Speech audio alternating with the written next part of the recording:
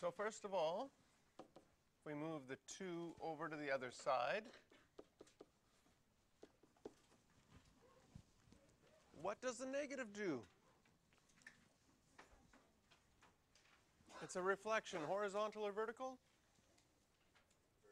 Vertical.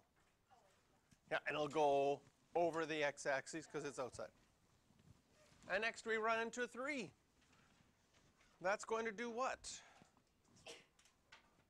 Vertical or horizontal? Horizontal. Stretch or compression? Compression by 1/3. And we get to the next 3. Vertical or horizontal? Horizontal. Which direction? How many? No. Oh. I was leading you into that though, right? But it's not in factored form. It's going to only be 1. But can you see yourself going from left to right, labeling things and just like not recognizing that? So we have to take an extra step. Factor out that 3, leaving x plus 1. And now we can label. This is going to be a vertical reflection. You're going to multiply your y by a -1. Horizontal compression, x by 1/3. Horizontal translation, 1 to the left, and finally a vertical translation, 2 up. Okay. So now we want to use this graph, the square root of x. Okay. Did they need to give you the picture? No. They could have just said graph this equation, because this is the one that you know. But what are key points? You for sure need 0, 0. Okay. I'm looking at, okay, first of all, do you know that 1, 1 and 4, 2? Those are more points. Those are typically the 3 points you would use on a square root graph. Okay? But I don't want to use those this time. How come? I want to use 0, 0 because that's the starting point. That's really important. But why don't I want to use 1, 1 or 4, 2? It's not on the vertex. Well, they're on the, you have to use points on your, yeah, you see, x is dividing by 3. You're multiplying 1/3. So actually, what's a nice number? 9, 3 might be a nice number to use. So you're not restricted to have to use certain points. You have some choice there.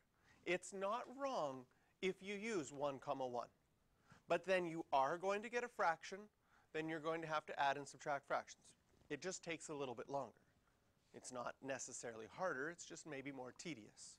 But if I choose 0, 0 as my original point and 9, 3,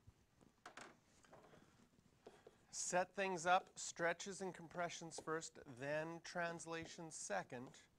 What do I want to do? I need to multiply y by -1 and x by 1/3. And then 1 to the left and 2 up. So this will stay 0, 0. This will become -3 and 3. 1 left, -1, 2 up. 1 left, 2 up.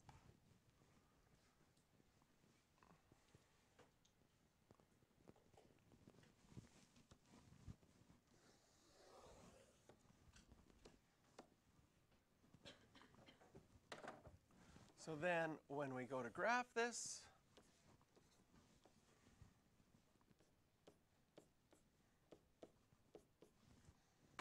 we're going to get -1, 2 and 2, -1. Those are your 2 points. And this technically is enough to graph this. But we have some choice here. Okay? How do you know the right kind of shape?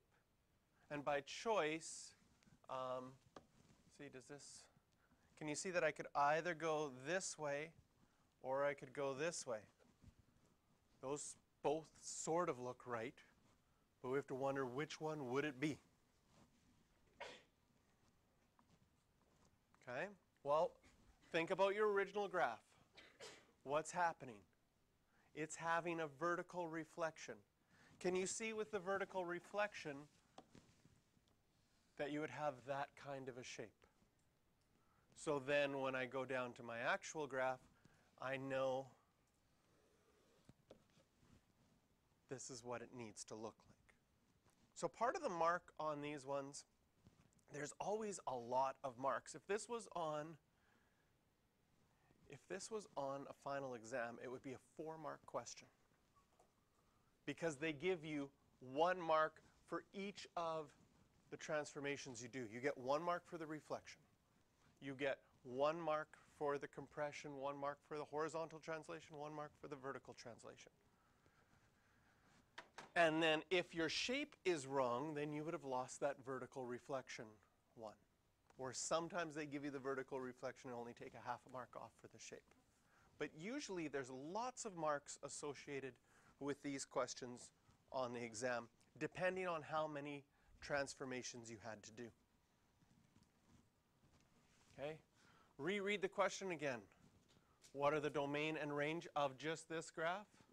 So now that we've graphed it, it's probably easiest to see everything right from the graph. Can you see that it has a smallest x value at, wow, did I draw that wrong? Yeah? Is that at -1, comma 2? Or does it look like I, yeah. Here we go.